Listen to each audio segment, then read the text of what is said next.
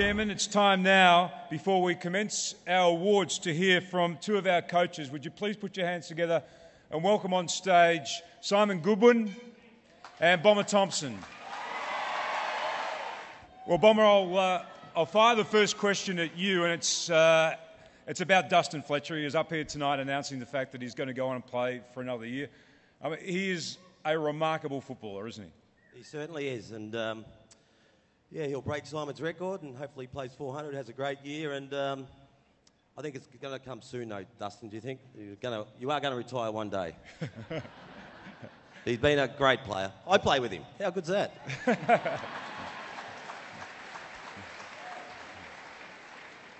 I babysat him when he was a kid.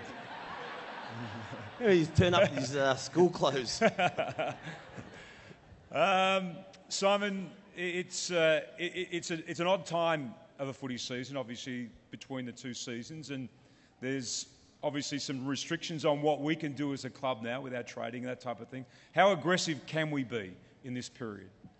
Yeah, I think the most important thing for us at the moment is to make sure that we retain as much talent as we can ourselves. You know, we've got a wonderful playing group with a lot of talent within this group, and the great thing about this group, they've been extremely resilient throughout the group, and we want to keep as much of that talent at the Essendon Footy Club because we know that the guys here have got the talent to go to where we want to go. So we will be aggressive. We're certainly going to try and improve our list as much as we can. Trade is an opportunity to do that, and we'll go about it as best we can. You touched on the resilience of this group. Have you both been surprised by how tough this group has been over the last football season? I thought this season, mate, the players have just been absolutely sensational. They're playing for Hurdy. They're playing for their club. And some of the games that we won, you know, the one in Adelaide, one in Perth, two in Perth, the Carlton game, just sensational. Like, don't worry that about the crisis or anything. These guys actually just learnt how to tough it out, I reckon, and that's a great thing. So we've got to use every part of this year as a positive, and that's one thing that we really got out of it, that these boys can play, they can hang tough at critical moments in matches. So well done, guys. I was actually going to ask you about, given that Fremantle and Hawthorn played off in the grand final at the weekend, I was going to ask you about that Fremantle game on the road early in the season, and you know, we were down a long way at half-time, and it didn't look like we're going to be able to turn it around.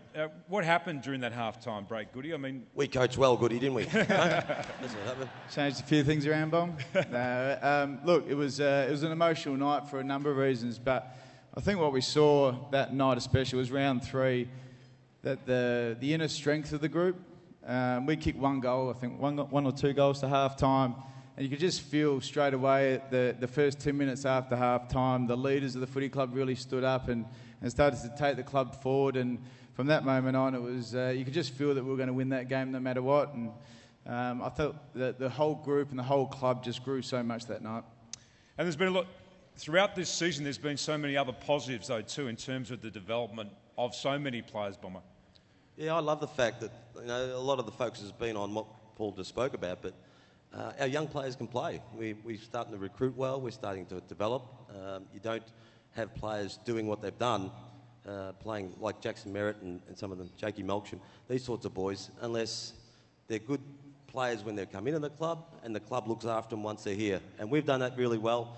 You know, there's been a lot of really good things around the club that have happened, and I can't wait to get out to take these boys and to take ourselves, get out of that dingy little office we have, up to the new facility at Tullamarine. It's going to make the world a difference. It's going to improve our footy club.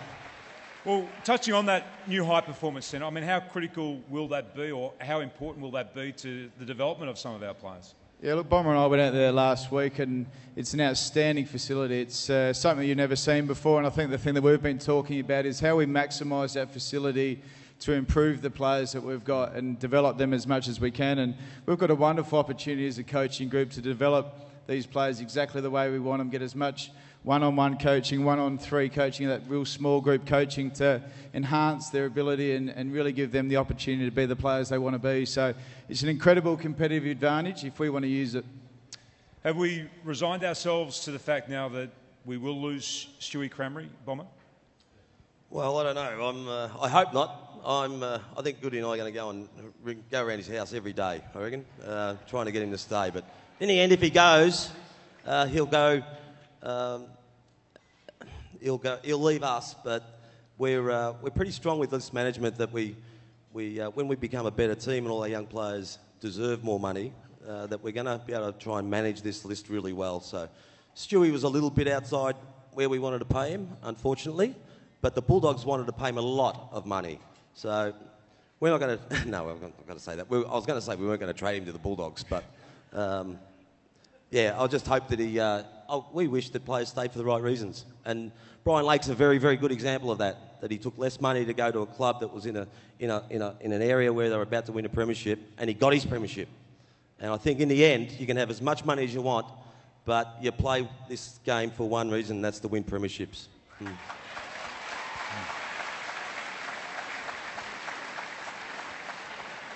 And we saw the grand final at the weekend between Hawthorn and Fremantle. Hawthorn beat us during the year. We were able to beat Fremantle on the road during the year.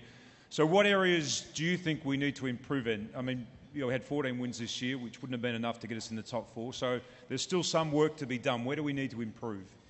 Oh, we need to improve in all areas, Tim. I think, we certainly made some big inroads in the way we played defensively. I think at round 17 we're sitting 4th in the competition, and that's an area that we've really focused on. We got great buy-in from the group this year, and they put a lot of work into that, and they're really proud of that. So that's a big step forward. We've got to continue to get better around the contest. You saw a grand final day. That's the area of the game where it's won. It was a scrappy affair. Kicking efficiency was down, and the two teams just went at it. The contested ball was sensational, and that's the area we've got to continue to get better at. And Bomber, I've spoken to you on a number of occasions about some of the young kids that we haven't even seen yet at AFL level. You're happy with the development program that we have in place and some of those young players that we're going to see more of next season? Yeah, really confident, Tim. I think you'll see a generation just come year by year with these boys. We just want to be a place that is able to produce footballers, a factory of footballers. So, with our new facility, the way we're going to set the club up, the way we're going to run the club, there should be no reason why we can't do that. And that's the goal. If you continually have pressure from underneath and be able to produce and turn players into footballers, you're not going to be too far wrong. And I've got no doubt the boys have got a very, very good game plan that stands up in big games, and things are going along pretty nicely. And some of the boys are going to head over to Arizona, is that right, to do some high altitude training, Goody? Colorado. Colorado, sorry. Taking a good portion of our group to Colorado, which is fantastic. The ability for the club in these tough times to really give the players the opportunity for success and give them every opportunity with the new facility and now a trip to Colorado. It's an unbelievable thing that they're doing, and we thank them from a coaching group and a playing group. I know they're very respectful of that. So we look forward to that trip. We know it's going to head us in the right direction, and it's a great launching pad for 2014. And before I let both of you go, there's also been a number of players that have been mentioned as possible recruits to Essendon. A number of names. I know, Bomber, you probably don't want to answer this question. Goody, you probably don't want either. But is there a possibility that we're going to be able to attract other players to the club? Keep reading. I think there's a significant shift, Tim, in football. Like there's players like Brian Lake. There's players who, when this free agency rule came in, Buddy, that they'll just move, and you've just seen it. We've had 1 year of it. This is the second year, and you can already feel there's more movement. Heath Shaw, Del Santo.